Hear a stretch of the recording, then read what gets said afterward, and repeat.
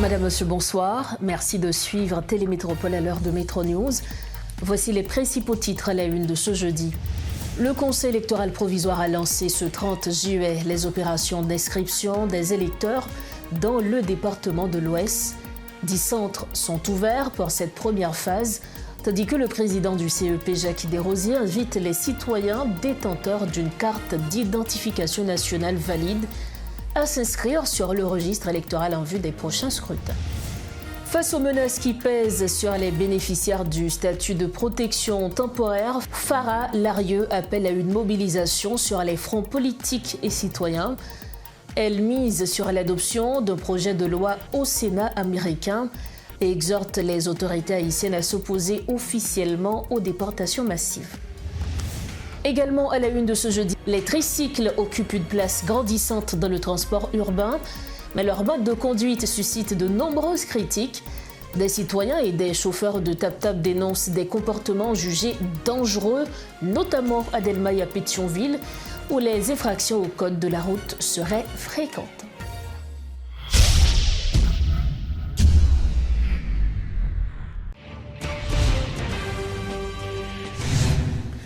Bienvenue au développement des titres de l'actualité. Le Conseil électoral provisoire a lancé ce jeudi 30 juillet les opérations d'inscription des électeurs dans le département de l'Ouest. Pour cette première phase, 10 centres d'inscription et de vote sont ouverts dans les communes de Pétionville, Delma et Tabar. D'autres centres seront progressivement ouverts, a souligné le président du CEP. Jacques Desrosiers encourage les citoyens munis d'une carte d'identification nationale valide à s'inscrire sur le registre électoral en vue des prochains scrutins, rappelant que cette démarche est indispensable à l'exercice du droit de vote. Suivez ce compte-rendu de Riti Fortuné. C'est au lycée national de Pétionville que le Conseil électoral a donné le coup d'envoi de l'inscription des électeurs pour le département de l'Ouest. Au total, 10 bureaux sont opérationnels dans les communes de Pétionville, Delma et Tabar, souligne le président du CEP, Jacques Desrosiers, annonçant l'extension progressive de ces espaces, notamment dans certaines communes encore en proie à la violence. L'État prend engagement pour créer conditions pour centre d'inscription, pour centre aller quoi des bouquets.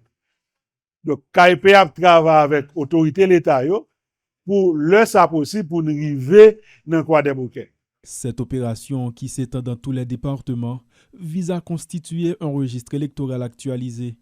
Bien que les inscriptions n'aient débuté que dans 3 communes de l'Ouest, le président du Conseil électoral précise que les habitants des autres zones peuvent attendre une ouverture dans leur localité, puisque leur centre d'inscription deviendra aussi leur bureau de vote. Centre d'inscription pourra l'ouvrir dans toute commune, dans toute section communale, dans tout quartier, dans le pays à côté qui te gagné centre de vote.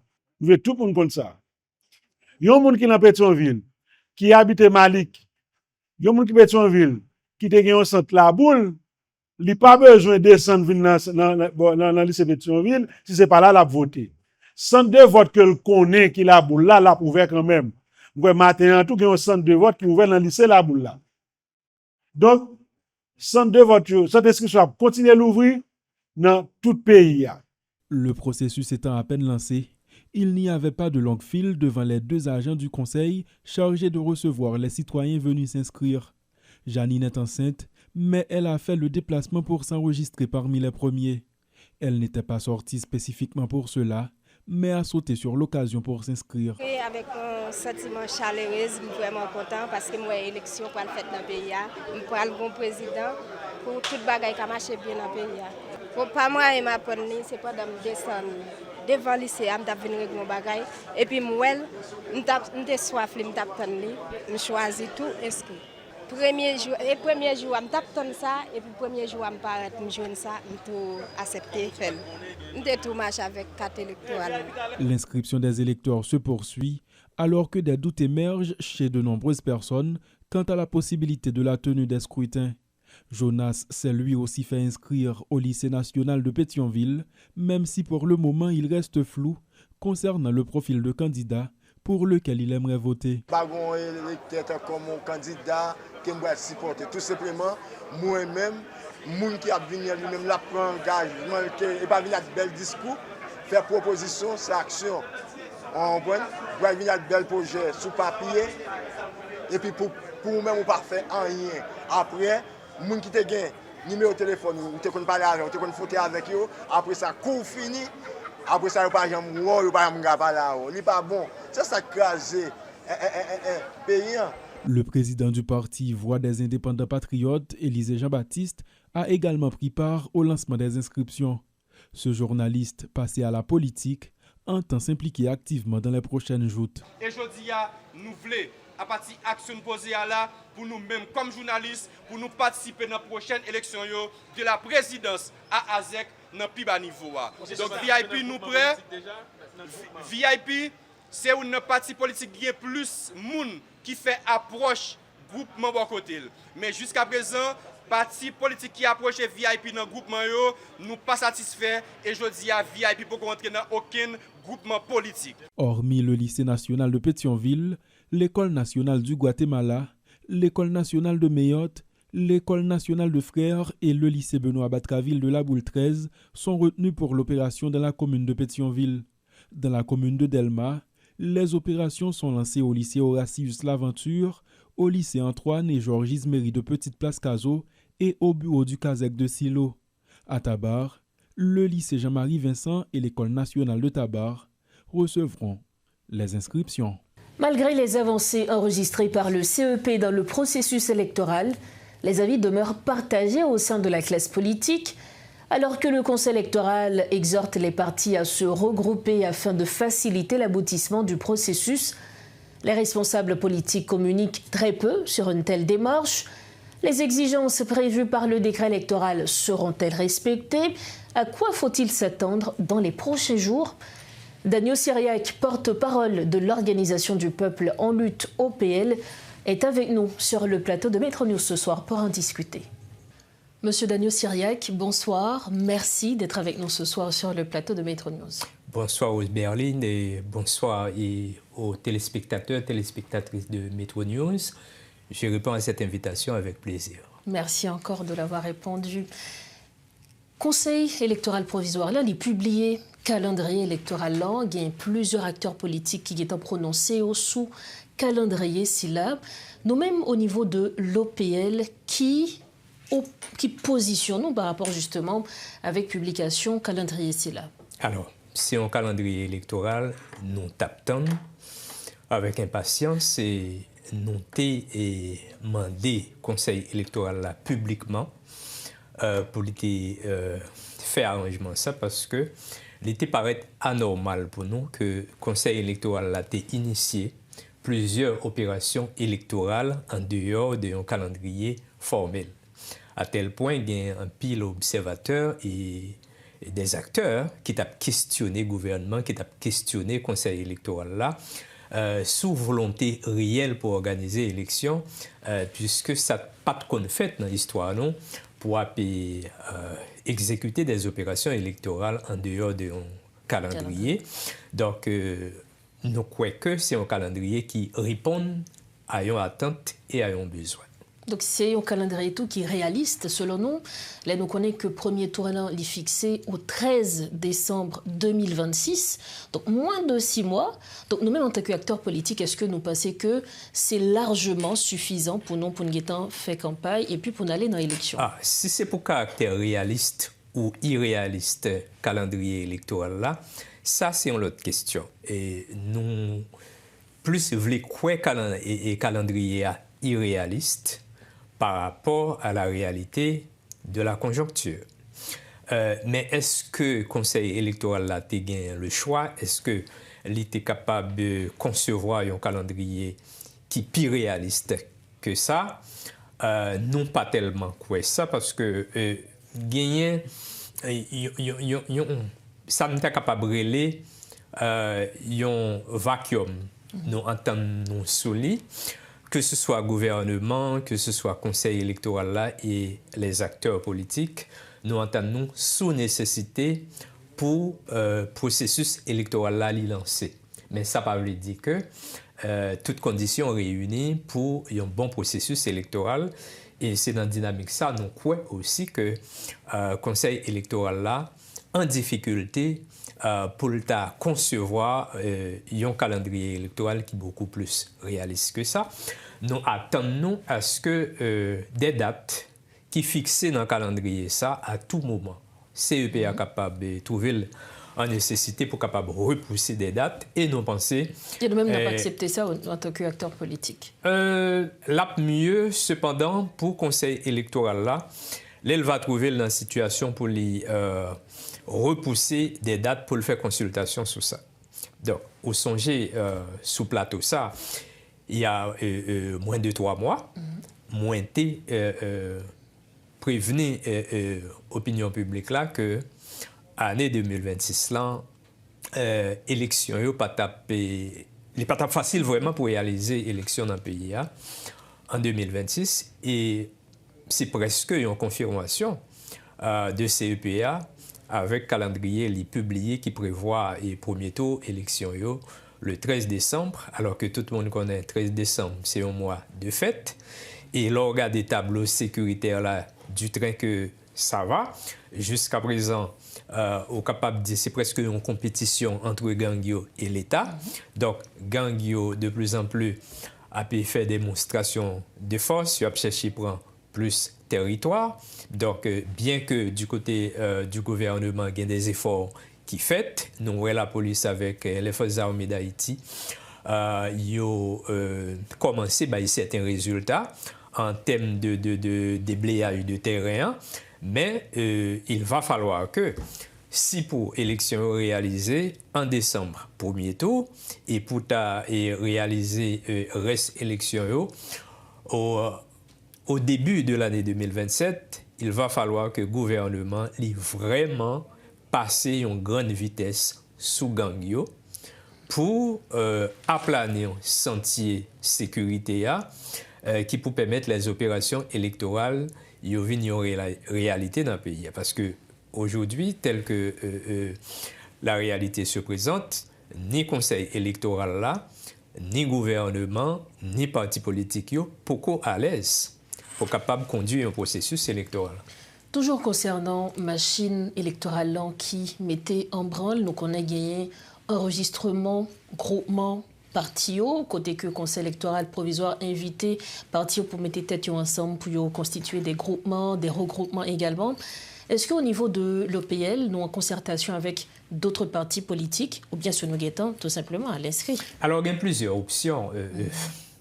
N'importe parti politique est capable de choisir pour rentrer dans la dynamique de groupement ou de regroupement. Mais parti politique là aussi, s'il a une capacité pour lui satisfaire l'exigence du décret électoral là sur la question des 30 000 adhérents, donc il est libre pour lui décider pour aller.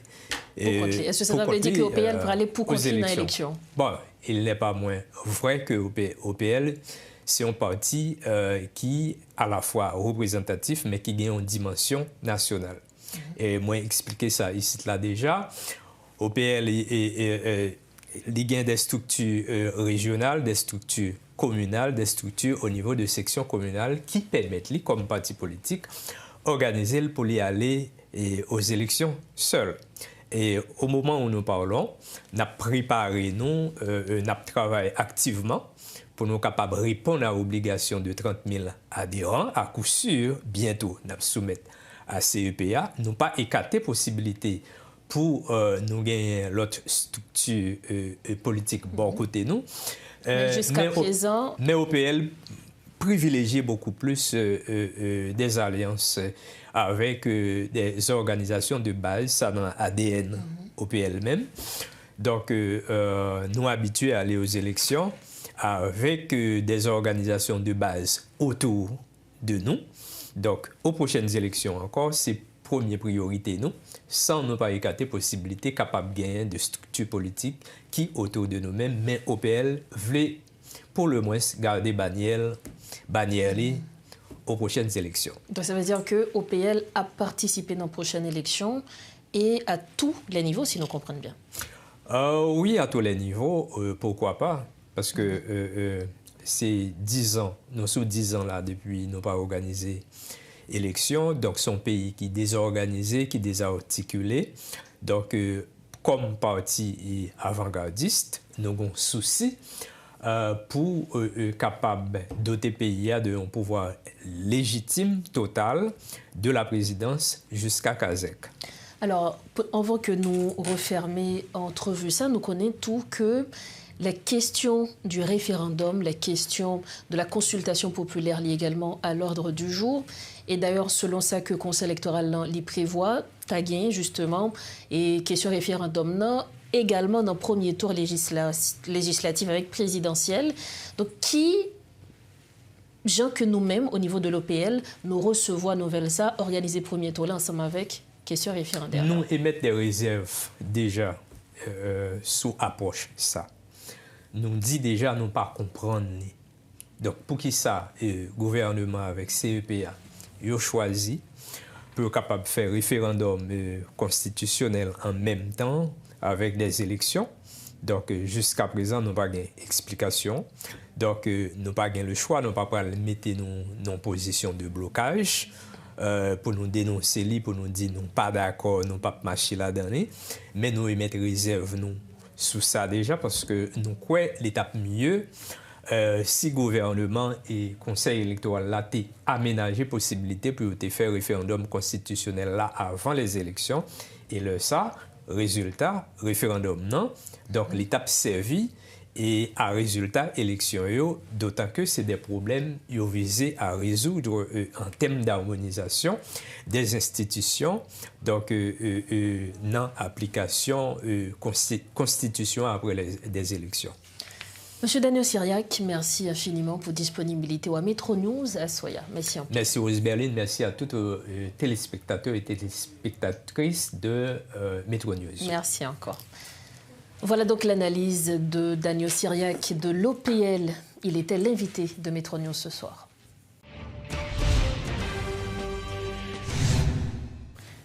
Merci de votre fidélité à Metro News. Le Premier ministre Alix Didier Fils-Aimé est en déplacement ce jeudi 30 juillet 2026 au Cap-Haïtien pour participer à la célébration du 20e anniversaire du réseau des universités publiques départementales organisé par l'UPNCH. À cette occasion, le chef du gouvernement a salué un miracle collectif qui rassemble aujourd'hui plus de 20 000 étudiants au sein de 11 institutions universitaires, plaçant l'enseignement supérieur au cœur de la reconstruction économique et citoyenne du pays. Le Premier ministre a réaffirmé vouloir sceller un nouveau pacte avec la jeunesse qu'il présente comme l'architecte d'une Haïti nouvelle et le moteur du renouveau démocratique. Suivez un extrait du discours du Premier ministre Alix Didier Fils-Aimé. Soutenir nos universités n'est pas une simple gestion de crise. C'est un investissement stratégique pour le relèvement d'Haïti. Regardez le chemin parcouru en 20 ans avec 10 universités et plus de 20 000 étudiants. Vous avez accompli un miracle collectif. 20 années ont passé, ancrant profondément les racines de ce grand réseau et aucune tempête ne pourra l'ébranler. L'État marchera toujours au rythme de sa jeunesse, car chaque fois qu'un jeune Haïtien, qu'une jeune Haïtienne se lève pour apprendre, c'est le pays tout entier qui se remet debout. Mesdames et messieurs, il y a 20 ans, l'État posait un acte de foi en créant le réseau des universités publiques départementales. Il brisait les chaînes de l'isolement pour semer l'excellence aux quatre coins de notre pays. L'ambition était immense, offrir à notre jeunesse des cailles à Fort-Liberté, de Jacmel à Port-de-Paix, des Gonaïves au Cap-Haïtien, le droit de grandir et de réussir là où se trouvent ses racines. 20 ans plus tard, ce pari de l'intelligence est gagné. De l'UPSAC à la jeune UPO, nos 11 universités ne sont plus des simples structures, elles sont le cœur battant de la démocratie du savoir. Nos campus sont devenus des havres de paix, des sanctuaires de lumière où notre jeunesse, venue de tout horizon, retrouve un refuge, une dignité et la force absolue de continuer de rêver. Nos universités, portées par le courage de cette jeunesse, ne subissent pas la crise. Ensemble, elles la défient. C'est dans cette même dynamique de renouveau que notre pays se remet debout en marche vers des élections démocratiques, prêts à réécrire son destin institutionnel. L'université sera le rempart de cette conscience nouvelle. Elle n'est pas une tour d'ivoire, elle est le laboratoire de notre reconstruction économique, agricole, climatique et citoyenne. Cette jeunesse flamboyante ne représente pas seulement l'avenir de la nation, elle est déjà l'âme. Au nom de la nation, je veux dire merci aux recteurs, aux doyens, aux professeurs, au personnel et à notre admirable jeunesse. Votre résilience est notre plus grande fierté. À vous, les étudiants, à cette jeunesse qui refuse de renoncer. Vous êtes les architectes d'une Haïti nouvelle, libre et en paix. L'État scelle aujourd'hui un pacte avec votre avenir pour les 20 prochaines années. Ne cessez jamais de chercher, de créer et de croire en votre terre. Le phare est allumé et c'est vous qui éclairez la route.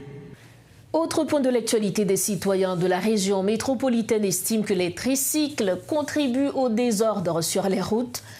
Plus rapides que les tap-tap, disent-ils, ces véhicules sont souvent conduits sans respect du code de la route. De leur côté, des chauffeurs de tap-tap dénoncent un véritable danger public, estimant que les tricycles sont susceptibles de provoquer des accidents à tout moment, notamment sur les axes reliant Delma et Pétionville. Se faufiler entre les véhicules dans les embouteillages, emprunter les trottoirs réservés aux piétons, entre autres infractions, selon plusieurs usagers. Les conducteurs de tricycles enfreignent régulièrement les règles de la circulation. Suivez ce dossier spécial de Rodolphe Pierre-Louis.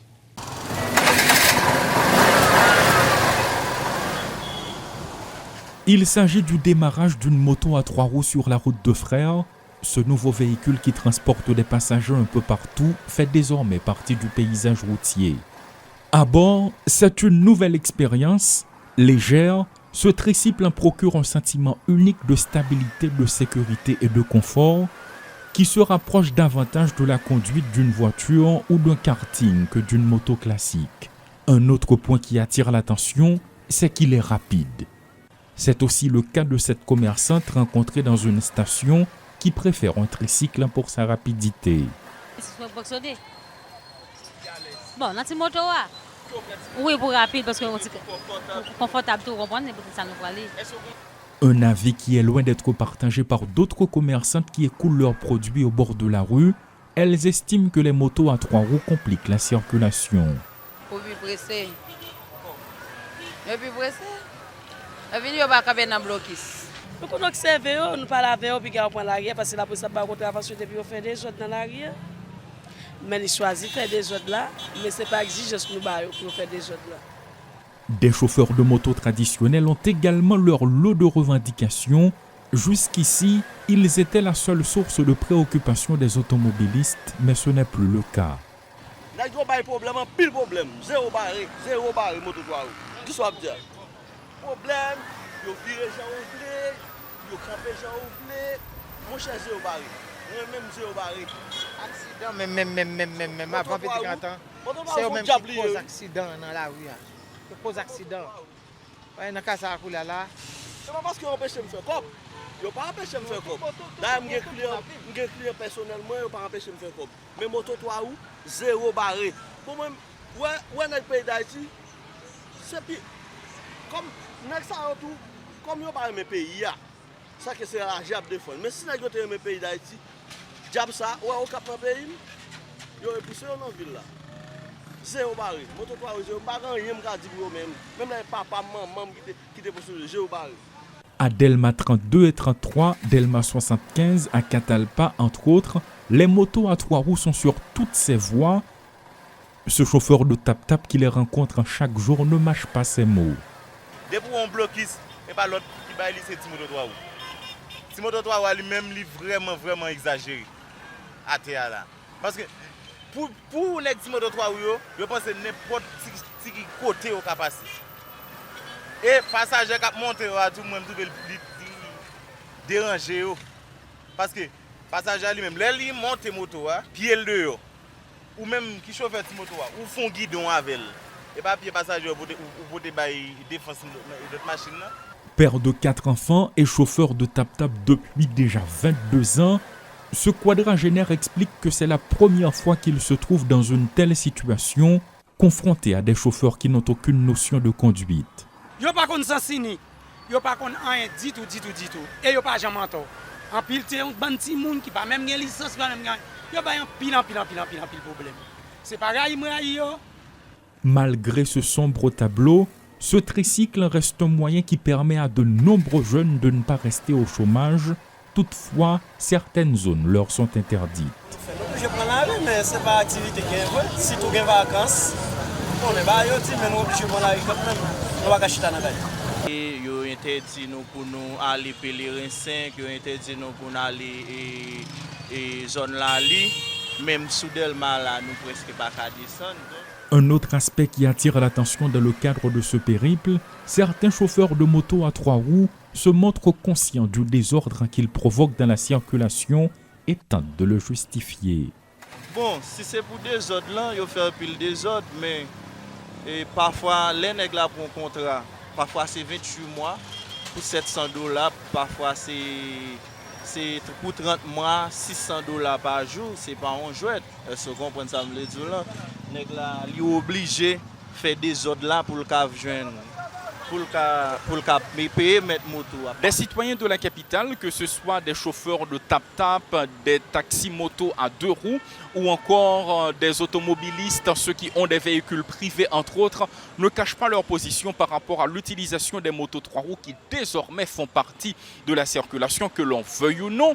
Les motos 3 roues sont partout, que ce soit à Delma, à Pétionville, entre autres. Eh bien, on les remarque au niveau de la circulation. Maintenant, il y en a qui se posent des questions. En ce qui concerne le code de la route, y a-t-il des articles qui régissent la conduite des motos 3 roues?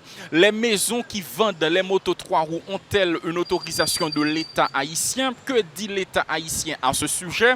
Le ministère du Commerce, est-ce qu'il n'a pas son mot à dire en ce qui concerne les motos 3 roues qui circulent partout dans la capitale? Il est évident que les motos 3 roues représentent une opportunité d'affaires pour de nombreux jeunes.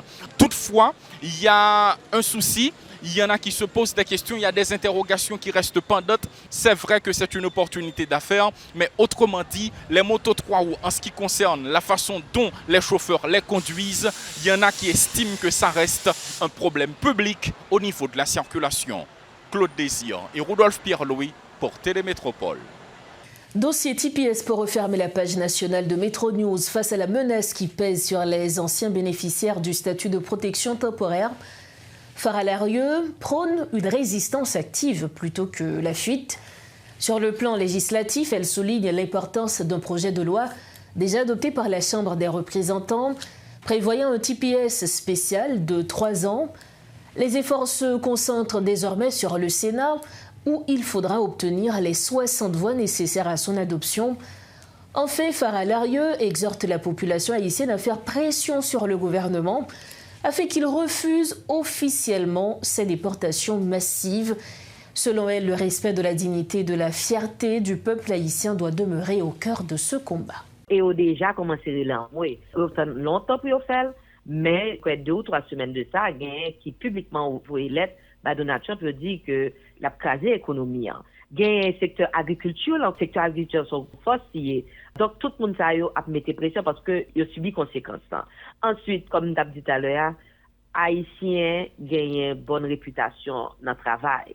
Ils ont marché propre. Et ça me les double. Là, ils savent dire la Haïtien pareil, ils ne pas respecter l'heure, ils comportent n'importe comment, ils ont certaines arrogances. Mais là, le travail aux États-Unis, c'est pour eux. Ils ont assuré que ponctuel, ils ont assuré que répondent à exigences et travail là. Donc, c'est ça qui fait que la réputation haïtienne a une bonne réputation.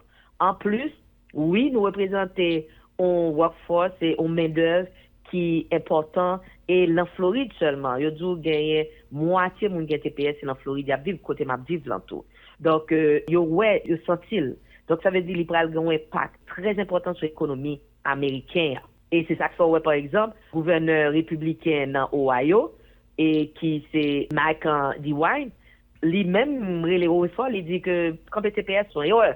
Donc un pile républicain qui commençait ouvertement condamner l'administration parce que connaît que l'économie pral pratiquement collapse. Mais certainement nous connaissons tout que décision ça pral un impact négatif tout sur l'économie en Haïti. Et c'est ça qui fait que même parler de incompétence du gouvernement en Haïti qui carrément il baisse tête pour le capable faire plaisir administration de plan pour que le gouvernement l'excuse mais il y a de monde qui dit oui nous parer pour nous recevoir aux sorties haïtiens autant des ministres des affaires étrangères qui allaient à l'ONU pour dire améliorer tout ça c'est agenda administration de plan qui fait que le gouvernement haïtien dit de bagages qui pas fait sens parce que ou même quand en Haïti et moi même connais ça dire pas fait sens juste pour appeler l'administration et pour dire que il parer pour recevoir haïtien alors que nous connaissons 64 000 personnes qui tourner en Haïti c'est fourrer la fourrer Haïti puis balantou. Ensuite, c'est renforcer toute capacité terroriste parce que là ça ressortissant ça yo. Moi-même qui parle à volant,